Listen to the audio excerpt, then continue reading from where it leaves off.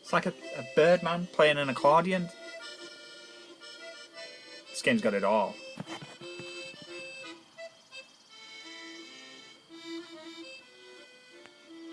Yes, the Switch has launched and it is one slick bit of kit. Here, let me show you. It's powered off at the moment. Just hit the power button. Takes a moment, press a few buttons. There, and I'm playing Zelda. There it is. And that's right where I left off last night. What was that? 5 or 6 seconds, if that. I mean, it's kind of amazing, isn't it? Only problem is with the Switch is the launch lineup. So it's your typical Nintendo problem. They've launched the console with hardly anything on it. I mean, Zelda, it must be said, is phenomenal. But one phenomenal game does not a launch lineup make, does it not? And to be honest, I'm not really interested in any of the other games that have launched with the console, especially at the prices that are being asked for them right now. The most extreme example of that being Konami wanting 50 quid for a copy of Bomberman. I mean, who in their right mind? Nah, it's just not happening, is it not? No, I don't want to show too much of Zelda because I'm aware it is brand new, and frankly, what else are you going to be playing? So it'd be pretty lame to spoil that, wouldn't it? So what I'd rather do is take the opportunity now to say goodbye to the old friend, the Wii U. Here it is, the Wii U. I've got the controller all plugged in there because obviously the battery is flat on it. So I'd like to do a top 10 of Wii U games because I did that for the GameCube and the DS and the Wii when the Wii U came out. So it only seems fair to give the Wii U a send-off now the Switch is here. Only problem is, in compiling my top 10, it has to be games that I've played. And I only bought 15 games over the 5-year... Was it 5 year? Come out in 2012, so it's been about 4 and a bit years. So over that time, I've collected 15 games on the Wii U. But then, if you take out games that are just like re-releases and ports, which for me is... We've got the original Bayonetta, that was a PS3 360 title, wasn't it? Batman Arkham City, the same, that was 2011, a year before the Wii even came out. Legend of Zelda Twilight Princess, even though it's an HD remake, really that's a Wii/GameCube title, isn't it? And then we've got, what else? Another Legend of Zelda remake there, Twilight Princess, Wind Waker HD, which was a GameCube game from like, what, 2002? It's like 15 years old. That can't really be in the top 10, can it not? So that leaves us with 11 games, but oh, what's this? Zombie U? Yeah, bye-bye. So I've actually only got 10 games to pick from in my top 10, so I guess all that matters is the order. Here we go. Number 10, The Wonderful 101, which might have been a little bit higher if I ever learned how you're really supposed to play it. I put it in for a few hours. It's Platinum Games, so it's well made. But like even right now, I'm not really sure what I'm supposed to be doing. On a plane. Yeah, I can't complain. Alright, hang about. Hold Y and down on the L stick. Alright, there you go, look at that. So it's a band of superheroes who can literally form together. Look, I'll make a big sword for you. There you go. You get the idea. And they do different stuff, and it's really it's really complicated and confusing.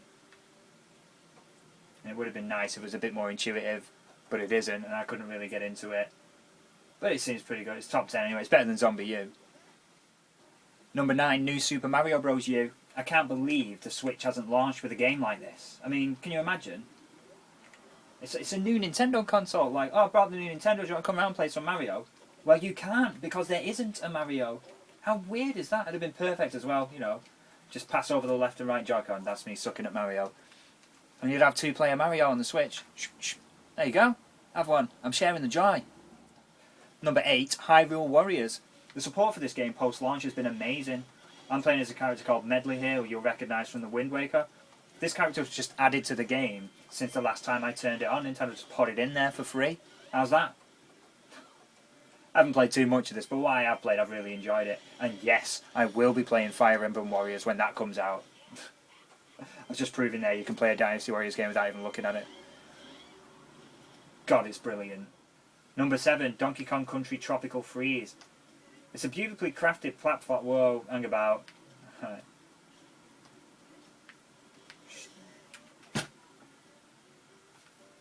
Donkey Kong Country Tropical Freeze. It's a beautifully crafted platformer. It's a game that reminds me that the 31-year-old Mark does not have the reflexes of the 15-year-old Mark, not by a long shot. Number 6, Sonic and Sega All-Star Sega Racing starring Sonic the Hedgehog. You gotta love a good kart racing game, and this one is brilliant. Look at that. Skies of Arcadia track. It's Wreck-It Ralph.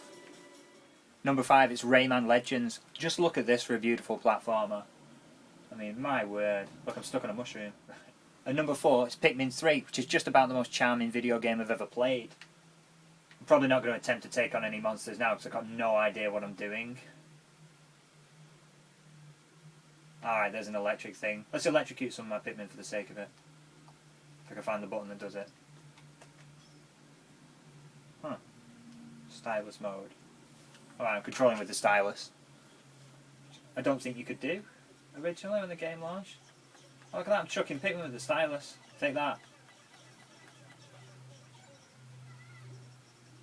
They're all dead. And number 3, it's Mario Kart 8. It's the best Mario Kart. That's saying something, isn't it? Here I am playing as Link, look. Ha! With his sword. It's the first Mario Kart game to do this, and like bring in characters and courses from other Nintendo games, which is something I've said Mario Kart should do all along. And I reckon, I'm pretty confident in saying that every Mario Kart game going forward will do that. Look at that. It's got Hyrule Castle as a track. Come on. Number 2, oh yes, it's Bayonetta 2. This was going to be number 1 until a few moments ago, when I started considering the reason why number 1 is going to be number 1. Seen a Princess Peach costume there? Don't judge me. Don't you judge me!